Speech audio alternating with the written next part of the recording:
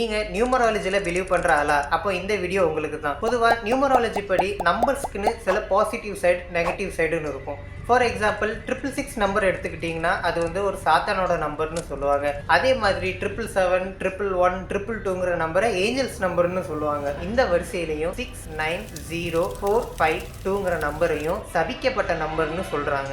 Night நீங்க தூங்க போறதுக்கு முன்னாடி உங்க கையில, அதுவும் இந்த இடத்துல நீங்க அந்த நம்பரை எழுதிட்டு தூங்குனீங்கன்னா நீங்க உங்க கனவு உலகத்துல மாட்டிக்கிட சான்ஸ் இருக்கு.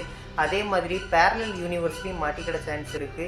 ஒரு படி மேலே போய் நீங்கள் இறந்து போக கூட வாய்ப்பு இருக்குன்னு நிறைய பேர் சொல்கிறாங்க.